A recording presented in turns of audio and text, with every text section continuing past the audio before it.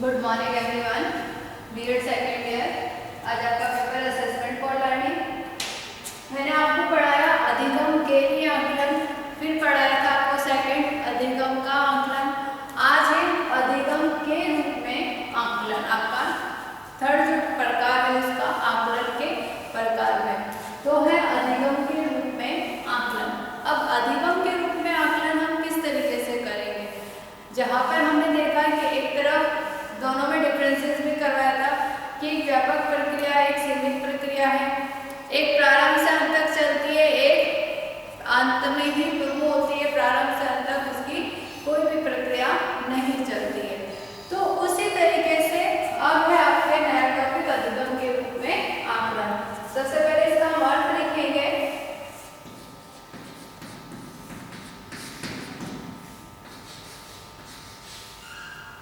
आकलन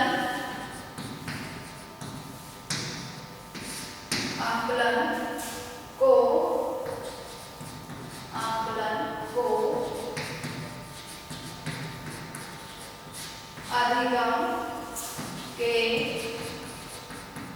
रूप में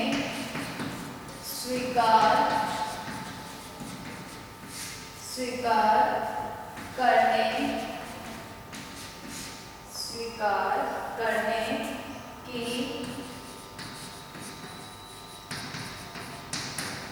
धारणा आकलन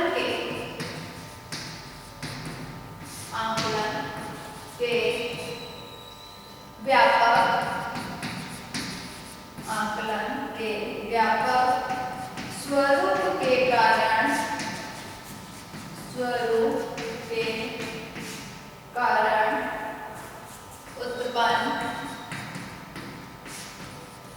उत्पन्न हुई है। जैसे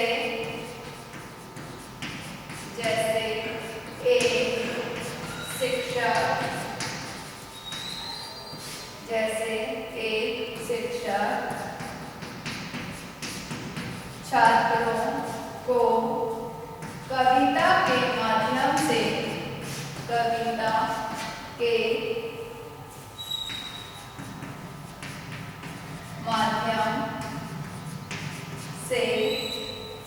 अधिगम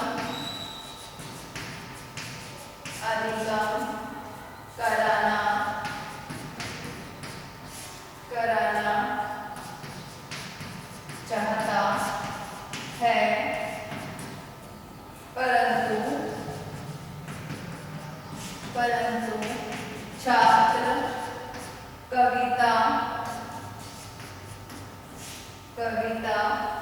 से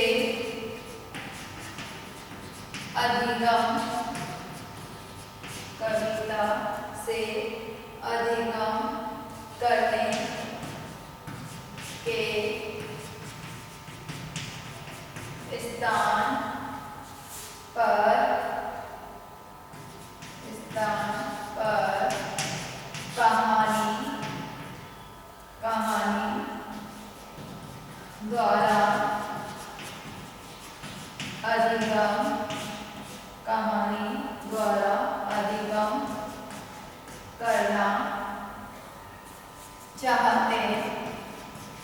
कहानी द्वारा अधिगम करना चाहते हैं। इस स्थिति में शिक्षक द्वारा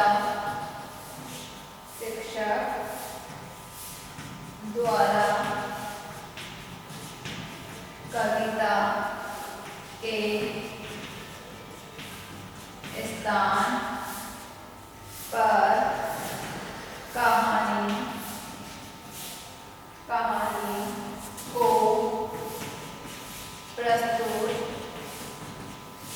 कहानी को प्रस्तुत किया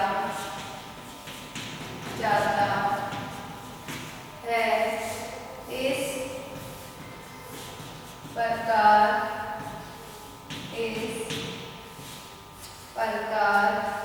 का क्रम निरंतर चलता चलता रहता है। जैसे आकलन को अधिगम के रूप में स्वीकार की धारणा आकलन के जो हम कर रहे हैं वो व्यापक स्वरूप के कारण उत्पन्न हुई है। मतलब आकलन जो है उसको हम किसके रूप में स्वीकार कर रहे हैं? अधिगम के रूप में स्वीकार कर रहे हैं। क्यों स्वीकार करते हैं अधिगम के रूप में? क्योंकि वो व्यापक स्वरूप के कारण उत्पन्न होती है। उसका जो स्वरूप है वो व्यापक है। क्योंकि सीखना जो होता है हम ये कह सकते हैं कि व्यक्ति कहीं पर भी किस तरीके से भी और किसी भी साधन से सीख सकता है। जैसे मैंने आपको फर्स्ट ईयर में बताया था कि अधिगम के लिए कोई जरूरी नहीं है कि हम बहुत सारी सामग्रियों का प्रयोग करें या हम विद्यालय में ही जाकर बैठे हैं। सीखता सभी व्यक्ति है। जो विद्यालय में आकर शिक्षा ग्रहण नहीं करता है वो व्यक्ति भी सीखता है। तो सीखना कहीं से भी सीखा जा सकता है।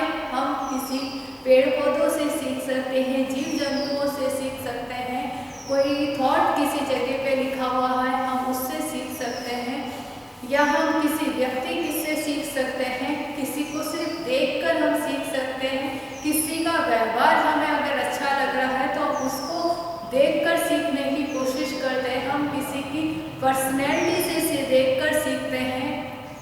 तो हम ऐसा नहीं है हमें कोई सिर्फ बैठ के 2 से 3 घंटे समझा रहा है, पढ़ा रहा है, सिखा रहा है तो ही हम सीख रहे हैं। जो व्यक्ति या जो बालक किसी कारणवश विद्यालय जाकर शिक्षा ग्रहण नहीं करते हैं, डिग्रियां प्राप्त नहीं करते हैं, वो व्यक्ति भी सीखते हैं और अपना जीवन यापन करते हैं। तो सीखना तो हम ये कह सकते हैं जन्म से मृत्यु तक चलता ही रहता है और सभी बालक सीखते हैं और सभी व्यक्ति भी सीखते हैं। तो इसलिए जो आकलन है वो किसके रूप में स्वीकार किया जाता है? अधिगम के रूप में स्वीकार किया जाता है। क्योंकि व्यक्ति स्वयं का भी आकलन करता रहता है और व्यक्ति दूसरों का भी आकलन करता है। स्वयं का जब आकलन उसने कोई कार्य देखकर सीखा है या पढ़कर भी सीखा है तो उसको कितने अंक प्राप्त हो रहे हैं, कितने वो हम ये कह सकते हैं कि वो जिस जगह पे पहुंचना चाहता है उसका जो उद्देश्य है उसकी प्राप्ति उसने करी है या नहीं करी है। अगर नहीं करी है तो उसको और सीखना बाकी है। तो व्यक्ति स्वयं भी अपने आप का क्या करता है? आकलन करता रहता है और शिक्षक छात्र का भी आकलन करता है, छात्र शिक्षक का भी आकलन करते रहते हैं। तो जैसे एक शिक्षक जो है छात्र को कविता के माध्यम से अधिगम कराना चाहता है। मतलब कोई विषय वस्तु है या टॉपिक है जो वो किसके माध्यम से पढ़ाना चाहता है? कविता के माध्यम से पढ़ाना चाहता है शिक्षक। परंतु जो छात्र है कविता के से अधिगम करना के स्थान पर, कविता से अधिगम करने के स्थान पर किससे अधिगम करना चाहता है? कहानी के द्वारा अधिगम करना चाहता है। मतलब उससे वो विषय वस्तु कविता के माध्यम से समझ में नहीं आ रही है, इसलिए वो उसको कह रहा है, अध्यापक को कह रहा है कि हमें ये विषय वस्तु आप कहानी के माध्यम से समझाइए तो जिससे हमें वो विषय वस्तु ज्यादा अच्छे से समझ में आ सके। इस स्थिति में जब छात्रों की इस तरीके की डिमांड आती है तो इस स्थिति में शिक्षक के द्वारा क्या किया जाता है? कविता के स्थान पर कहानी को प्रस्तुत किया जाता है।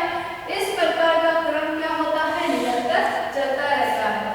मतलब अगर बालक को नहीं समझ में आ रही है विषय वस्तु, जिस विधि से, प्रविधि से या जिस सामग्री से अध्यापक बालक को समझा रहा है, अगर उससे नहीं समझ में आ पा रही है तो अध्यापक उसकी जगह किसी और विधि का या किसी और वस्तु का प्रयोग करके बालक को क्या करेगा?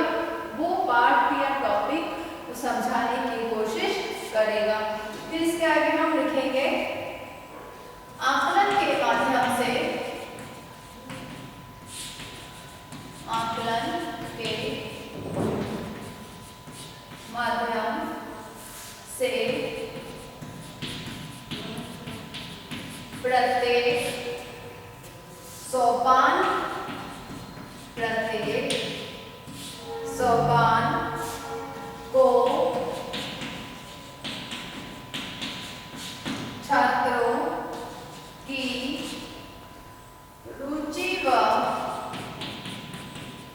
छात्रों की रुचि व स्तर के अनुकूल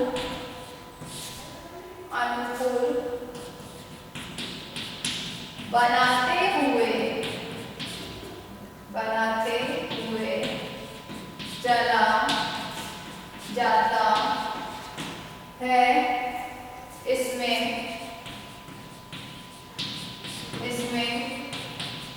छात्र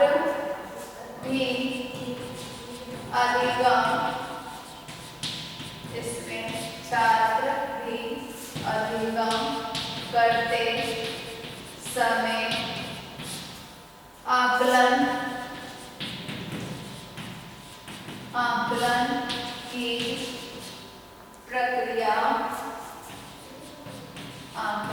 की प्रक्रिया को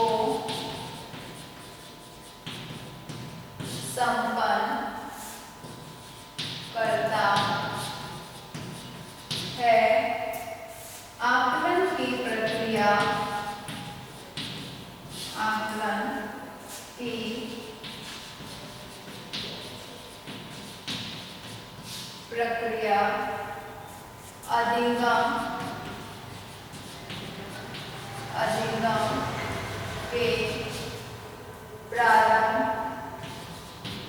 अधिगम के प्रारंभ से चलती है तथा अंत तक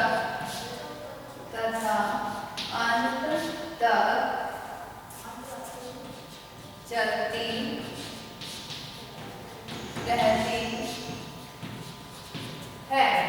मतलब आकलन का जो क्रम है वो मतलब अधिगम का जो क्रम है वो निरंतर चलता रहता है। आकलन के माध्यम से प्रत्येक सोपान को छात्रों की रुचि व स्तर के अनुकूल बनाकर प्रत्येक लेसन को, टॉपिक को या पाठ्यक्रम को हम बालक की रुचि व स्तर के अनुकूल बनाते हैं और क्या करते हैं, इसमें छात्र भी अधिगम करते समय आकलन की वो स्वयं भी अपना आकलन करता चलता है कि मुझे समझ में आ रहा है नहीं आ रहा है। आकलन की प्रक्रिया को संपन्न करता है और आकलन की प्रक्रिया अधिगम के प्रारंभ से अंत तक चलती रहती है। जैसे अधिगम के लिए आकलन की प्रक्रिया क्या चलती थी, प्रारंभ से अंत तक चलती थी। इसमें भी क्या होती है, प्रारंभ से अंत तक चलती रहती है। आगे परिभाषाएं।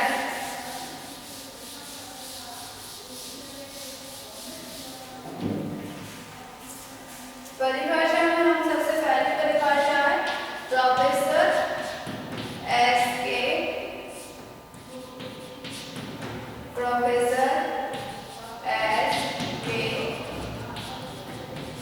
दुबे के शब्दों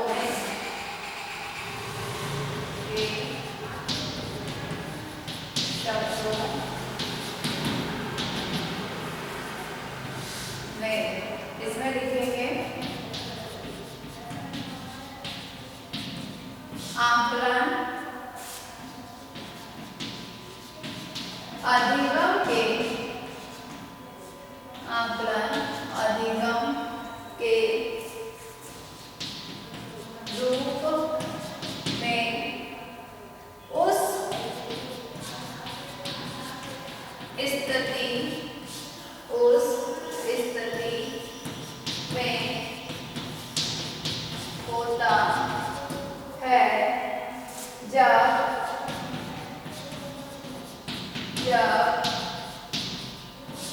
आकलन की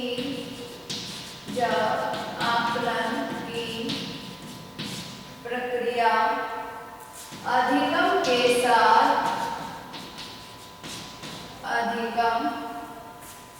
के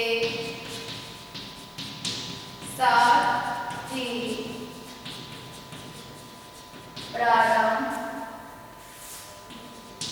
होती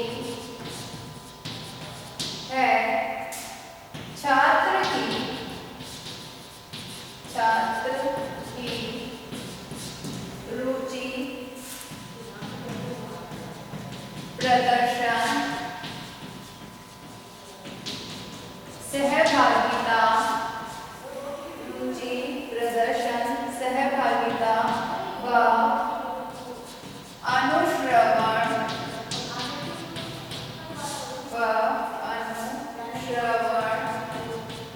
द्वारा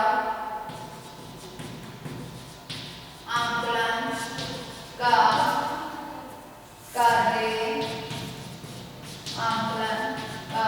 कार्य किया जाता है तथा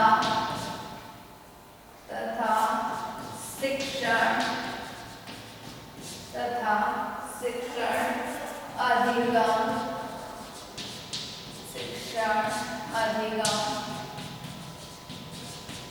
प्रक्रिया में आवश्यकता के अनुरूप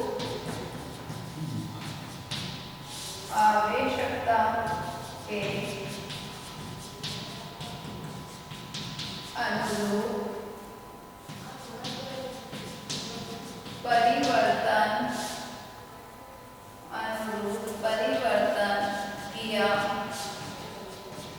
जाता है। यह प्रक्रिया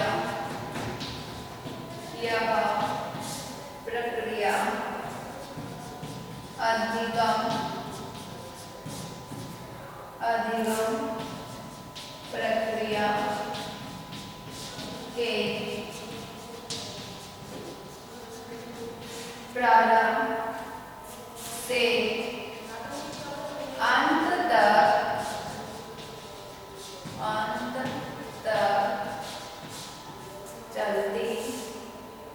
अंत तक चलती है।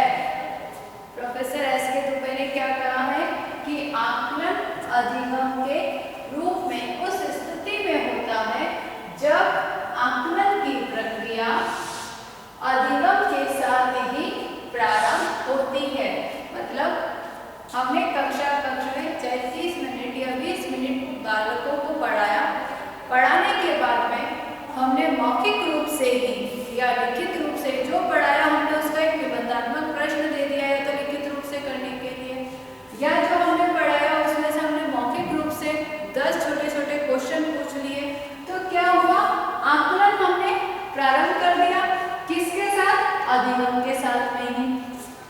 मतलब हमने प्रारंभ से ही आकलन स्टार्ट कर दिया कि जो हमने 20 मिनट की कक्ष में अध्यापक ने पढ़ाया है वो बालक को समझ में आया है या नहीं आया है, उसको जानने के लिए अध्यापक ने मौखिक रूप से चाहे 10 प्रश्न पूछ लिए, 10-15, या लिखित रूप में उसने एक निबंधात्मक प्रश्न दे दिया।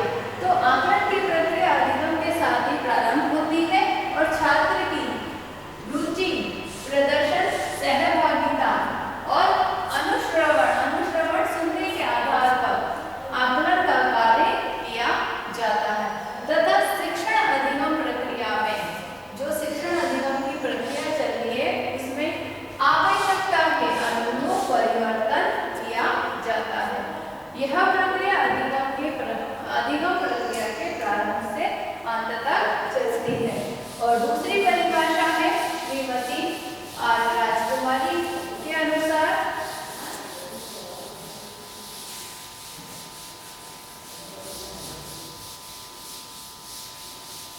सेकंड परिभाषा है श्रीमती राजकुमारी शर्मा के शब्दों में, श्रीमती राजकुमारी शर्मा के शब्दों में हम लिखेंगे आकलन को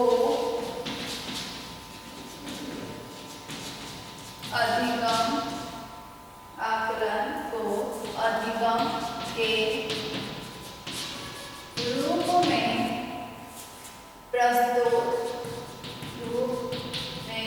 प्रस्तुत करने की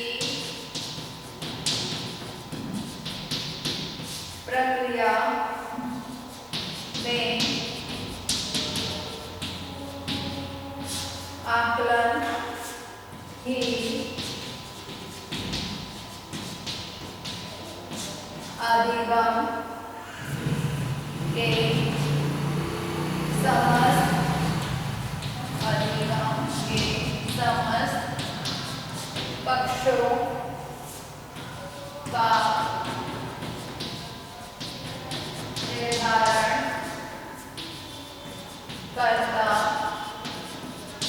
है, निर्धारण करता है।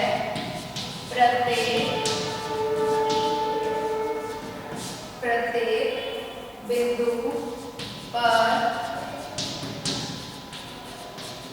आकलन तथा उसके अनुरूप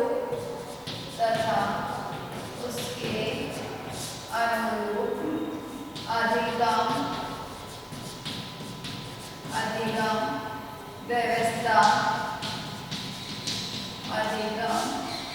व्यवस्था संपन्न होती है।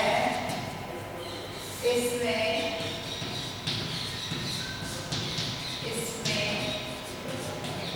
अधिगम व आकलन दोनों अलग रूप में न होकर एक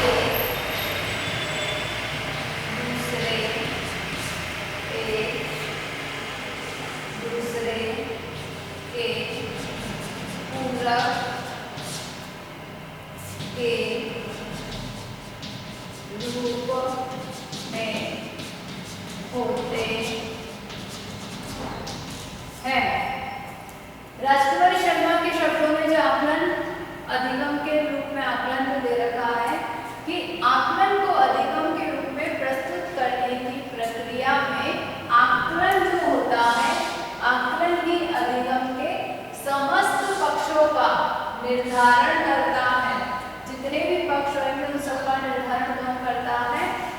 आकलन करता है। क्योंकि जब सिखा दिया, सिखाने के बाद में हम किस तरीके से समझेंगे कि बालक को समझ में आया है या नहीं आया है, तो उसके लिए अध्यापक को मूल्यांकन या आकलन करना ही होगा। प्रत्येक बिंदु पर आकलन तथा उसके अनुरूप अधिगम व्यवस्था,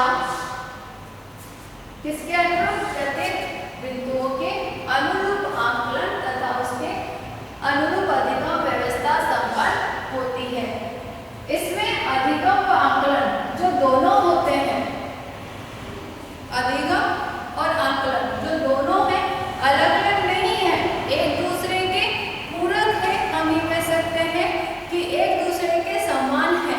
अगर अधिगम होगा, हम सिखा रहे हैं बालक को, जब बालक सीख रहा है, चाहे वो स्वयं भी सीख रहा है, लेकिन जब तक वो स्वयं अपना मूल्यांकन नहीं करेगा या अब जो उसने सीखा है वो किसी और के सामने जाके प्रेजेंट नहीं करेगा, तब तक ये नहीं पता लगा सकता है कि मैंने जो सीखा है वो सही सीखा भी है या नहीं सीखा है, या जो सीखा है उसमें कोई कमी तो नहीं है। तो जब ये दोनों क्या होते हैं? अलग नहीं होते हैं, एक दूसरे के पूरक होते हैं, के रूप में समान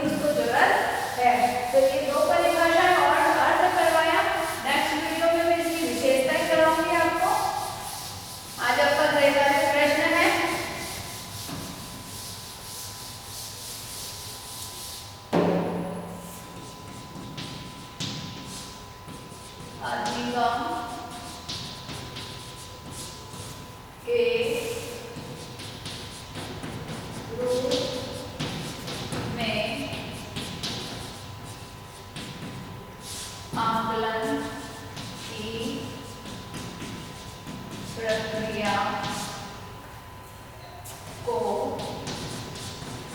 परिभाषित